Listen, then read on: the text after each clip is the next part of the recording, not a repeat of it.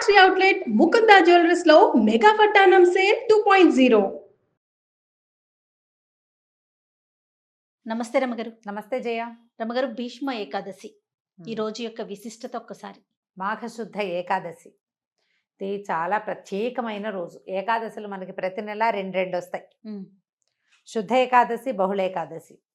రెండు ఏకాదశులు సాధారణంగా ఏకాదశి నియమం అంటే ఉపవాసం ఉండటం, ఉపవసించటం, ఆహారం తీసుకోరు, బియ్యం తినకూడదని ఉంటుంది. మురాసురుడు అనే రాక్షసుడు ఈవేళ బియ్యంలో ప్రవేశిస్తాడని, ధాన్యం స్వీకరించకూడదని, అన్నానికి భిన్నం ఏదైనా రైస్ కాకుండా ఉపవాసం చేసి విష్ణునామ సంకీర్తనతోటి రాత్రి జాగరణ చేసి ద్వాదశి నాడు పొద్దున్నే పారణ చేస్తే ఏకాదశి నియమం ఫలిస్తుందని చెప్తాం. విష్ణువుకి అత్యంత ప్రీతికరమైన రోజు.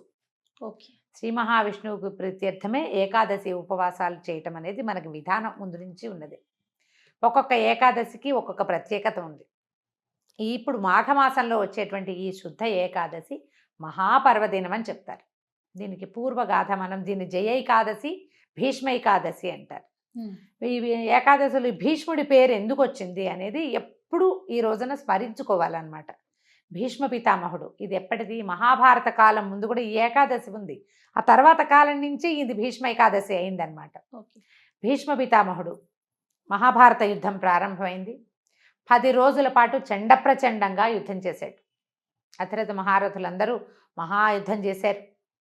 ఆయన దిగలేదు, పడలేదు, ఆయన జయించలేకపోయారు. ఒక దశలో శ్రీకృష్ణ పరమాత్మ అంతటి వాడే చక్రం పట్టను, ఆయుధం పట్టను, కేవలము సారథ్యమే చేస్తానని అర్జునుడికి మాటిచ్చి రథాన్ని తోలే కార్యక్రమాన్ని మాత్రమే పుచ్చుకున్నటువంటి శ్రీకృష్ణ పరమాత్మ కూడా ఇవాళ చంపేస్తాను భీష్ముడిని అని చెప్పేసి రథం మీద నుంచి దూకి చక్రాయుధాన్ని విసిరబోయాడు. అంత పరాక్రమవంతుడు భీష్మ పితామహుడు. అబ్బా. భగవంతుడి ఆయన దండబెట్టేట్టు.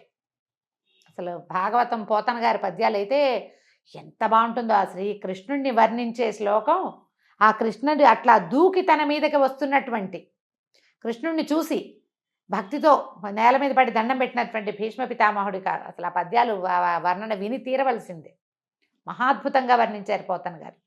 వ్యాసుల వారు చెప్పిందే వీరి భావన ఇంకా అద్భుతంగా ఉంటుంది. అప్పుడు అర్జునుడు బతిమలాడాడు, వద్దు వద్దు వద్దు, నువ్వు ఆయుధం పట్టనన్నావు, ఈ పని చెయ్యొద్దని. తగ్గారు. ఏ విధంగా భీష్మ పితామహుడు మరణిస్తాడో, ఆయన అడ్డు తగ్గి తొలగితే కానీ మిగిలిన యుద్ధం జరిగేలాగా లేదు. ఇక్కడ వీళ్ళ దగ్గర చాలామంది అయిపోతున్నారు. అప్పుడు వీళ్ళు అడిగారు, పాండవులే, ఎట్లా నిన్ను జయించగలము అంటే ఆయన ఎవ్వరూ ఆయనకి ఎదురు ఆగలేరు. కానీ ఆయన శిఖండిని చూస్తే యుద్ధ విరమణ చేస్తాడు, ఆయుధాన్ని విసర్జించేస్తారు. ఆ రహస్యాన్ని తనే స్వయంగా తన మునిమనవులకి తెలియజేశారు. మహాభారతం తాలూకు కథకి మూల పురుషుడు భీష్ముడు. సొంతంగా సంతానం లేదు. తండ్రి యొక్క మనమలు, అది కూడా క్షేత్రజపుత్రులు. వాళ్ళు సహజంగా మనవలకు తన తమ్ముళ్ళకి పుట్టిన సంతానం కాదు, క్షేత్రజ సంతానం అయినా కూడా ఆ తండ్రి యొక్క దాన్ని కాపాడడం కోసమే పితామహత్వాన్ని కూడా స్వీకరించాడు. తాత అయిపోయాడు కదా, ముత్తాత అయిపోయినా ఆయన సింహాసనాన్ని రక్షించే కార్యక్రమం నుంచి బయటికి రాల. శిఖండి దర్శనం గనక అయితే, అంటే నపుంసక దర్శనం అయితే నేను ఆయుధ విసర్జన చేస్తానన్నాడు. అందుకని యుద్ధం చేసేటప్పుడు శిఖండిని, ఈ శిఖండి ఎవరు? ఈయనతోటి నిరాకరించబడిన అంబ, ఆమె కాశీరాజకుమార్తె, ఆమె యొక్క ద్వితీయ జన్మైన ఈ శిఖండి స్వరూపాన్ని చూడంగానే ఆయన ద్రుపదరాజుకి సంతానంగా జన్మించింది ఆవిడ. ఆ శిఖండి కనపడేసరికల్లా ఈయన ఆయుధాన్ని విసర్జించేశాడు, బాణాలు వేసి కొట్టేశాడు అర్జునుడు.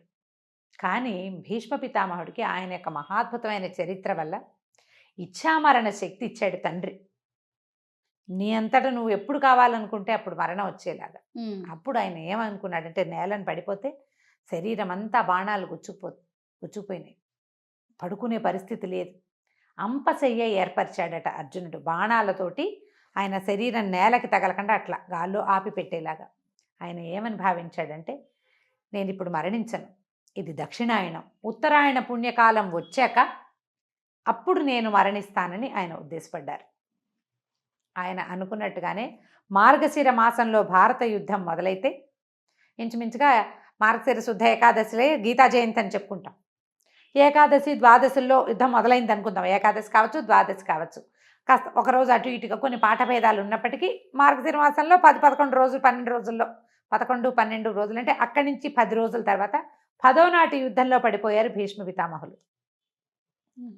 అంటే ఆ ఒక 5 రోజులు ఏకాదశి నుంచి ఏకాదశి అనుకుందాం పోనీ, ఏకాదశి, ద్వాదశి, త్రయోదశి, చతుర్దశి, పౌర్ణమి అవో 5 రోజులు. మళ్ళా పాడ్యమి, విధియ, తదియ, చవితి, పంచమి, సప్తమి, షష్ఠి రోజుల్లో వీరు భూపతనం చెందారు, పడిపోయారు. అప్పుడు అంపశయ్య మీద చేరితే మార్గశిర నుంచి మధ్యలో పుష్యమాసం పోయి మాఘమాసం వచ్చేదాకా యుద్ధం పరిసమాప్తి అయిపోయింది, దుర్యోధనుడు మరణించాడు, ఇవన్నీ జరిగిపోయి వీళ్ళు పట్టాభిషేకం జరిగే సమయమో జరుగుతోందో అప్పుడు ఈ వీరు మరణించారు. అప్పటి వరకు ఆయన శయ్య మీద అట్లా ఉన్నారు. ఉత్తరాయణం కోసం సూర్యుడు ఉత్తర దిశ వైపుకి తిరిగే సమయం వరకు వేచి ఉండి ఆయన పూర్తిగా తిరిగాక ఉత్తర దిక్కుకి వాలిన తర్వాత అప్పుడు ఆయన అప్పుడు మరణిస్తే ఊర్ధ్వగతులు, ఉత్తమ గతులు లభిస్తాయి, ఈ జన్మానికి సాఫల్యం లభిస్తుందని ఆయన అట్లా ఉండిపోయారు. ఈ దశలోనే విష్ణు సహస్రనామాలు చెప్పారు. ఆహా, విష్ణు సహస్రనామాలు భీష్మ ఉవాచ అని ఉంటుంది. అవునవును, అవును. భీష్మ పితామహులు చెప్పింది. మా ధర్మరాజు తరచుగా ఆయన్ని సందర్శించి ఎన్నో ధర్మ సూక్ష్మాలు తెలుసుకున్నాడు ఆయన దగ్గర నుంచి. అయితే ఈ సప్తమి నాడు, రథసప్తమి నాడు మన సూర్యభగవానుడు ఉత్తర దిక్కుకు తిరిగిపోతాడు పూర్తిగా. అవును. కొన్ని ఈ వేల సంవత్సరాల క్రితం ఈ సంక్రమణాలు అవన్నీ కూడా కొంచెం అటు ఇటుగా జరిగేవని, ఈ సప్తమికి దగ్గరలోనే సంక్రమణం జరిగి ఉండొచ్చని కూడా ఒక పాఠం ఉంది. దాని మీద అంత గొప్ప వివరణ నాకు పెద్దగా అవగాహన లేదు, అక్కడక్కడ పెద్దవారి దగ్గర వినటమే. అష్టమి నాడు నుంచి ప్రాణం మొదలుపెట్టారని, ఏకాదశి దాకా అంటే ఈ ప్రాణాలు పంచప్రాణాలు ఒక్కొక్కటి వెళ్ళినాయని, అష్టమి, నవమి, దశమి, ఏకాదశి నాడు పూర్తిగా ప్రాణ విసర్జన చేశారని, ప్రాణాలు వదిలిపెట్టారు. ఏమనాలని, ప్రాణోత్కర్షణ అలాంటి పదం ఒకటి వాడతారు. పూర్తిగా తన జీవాన్ని వదిలిపెట్టారని చెప్తారు. ఓకే. అష్టమి నుంచి ఏకాదశి దాకా ఈ దశ నడిచింది అని చెప్పే పాఠము ఉంది. మరి సప్తమి నాడే సూర్యుడు ఉత్తరం వైపుకి తిరిగిపోతే ఈయన ఏకాదశి దాకా ఎలా జీవించి ఉన్నారు? సూర్యుడిని చూడగానే వెళ్ళిపోవాలి కదా. అదే ఇక్కడి నుంచి మొదలుపెట్టి అలా జరిగిందని ఒక పాఠం. అయితే వీరు ఇంత మహాభక్తులు భీష్ముడు, తర్వాత మహాద్భుతమైనటువంటి చరిత్ర కలిగినవాడు, అత్యద్భుతమైన భక్తిపరాయణుడు, భగవంతుణ్ణి నేరుగా కంటితో చూడగలిగినవాడు. ఆయన యొక్క మరణం ఏ రోజునైతే జరిగిందో ఆ రోజున ఆయన పేరుతోటే భగవత్ప్రీతికరమైనటువంటి ఏకాదశిని ఆయన పేరుతోటే పిలవాలని శ్రీకృష్ణ పరమాత్మ ఆదేశించారని చెప్తారు. ఇలాంటి ముక్తి, ఈ రకంగా ఇచ్ఛామరణంతో ముక్తిని సాధించగలిగిన వాళ్ళు ఇంకా ఎవ్వరూ మనకి ఏ కథలోనూ, ఏ చరిత్రలోనూ, ఏ పురాణంలోనూ చెప్పలేదు. అంత అత్యద్భుతమైన వ్యక్తి భీష్మ పితామహుడే. ఆయన చరిత్ర మొదటి నుంచి, ఆయన పుట్టుక నుంచి మరణం దాకా ప్రతి విషయము అత్యద్భుతంగానే ఉంటుంది. అయితే ఇంత అత్యద్భుతమైన వ్యక్తి ఇంత బాధాకరమైన మరణం కోసం వేచి ఉండే కార్యక్రమం ఎందుకు జరిగింది అంటే, ఎవరైనా కర్మశేషాన్ని అనుభవించవలసిందే. ఓహో, ఆయనది అనుభవించటానికే ఉన్నారేమో అంతేనంటారా? అనుకోవాలి. ఎందుకంటే ఈ ద్రౌపది వస్త్రాపహరణం జరిగేటప్పుడు, పాండవుల పట్ల అన్యాయం జరిగేటప్పుడు ఆయన కొంత మౌనాన్ని వహించాల్సి వచ్చింది. ఆ తప్పు ఏదైనా నివారించకపోవటము, అడ్డుకోకపోవటం కూడా పాపమే. స్వయంగా చేయకపోయినా కూడా ఆపలేకపోవటం, ఆ ఫలితాన్ని ఈ స్వరూపంలో అనుభవించడానికి సిద్ధపడ్డారు స్వచ్ఛందంగా. తన తప్పిదం ఉంది, ఆ తప్పిదాన్ని ఆయన స్వయంగా అనుభవించడానికి ఎంత సామర్థ్యం కావాలి. అలాంటి సమర్థవంతుడైనటువంటి వ్యక్తి యొక్క పేరుని, ఈ కథను తలుచుకుని భీష్మ ఏకాదశి నాడు విష్ణు పూజ చేస్తే అత్యద్భుతమైన ఫలితం లభిస్తుంది అని చెప్తారు. వైకుంఠ ఏకాదశి ఎంత పుణ్యప్రదమైనది, ఎంత అత్యద్భుతమైన ఫలితాన్ని ఇస్తుందో అలాంటిదే ఈ మాఘమాసంలో వచ్చే భీష్మ ఏకాదశికి కూడా అటువంటి ఫలితం లభిస్తుంది అని చెప్తారు. ఈ రోజున దేవాలయ దర్శనం కానీ, ఉపవాసం ఉండటం కానీ, జాగరణ చేయటం కానీ, ఎవరికైనా ఏదైనా దానం చేయటం కూడా, ఇవాళ చేసే దానము అవన్నీ కూడా చాలా అమోఘమైన ఫలితాన్ని ఇస్తాయి.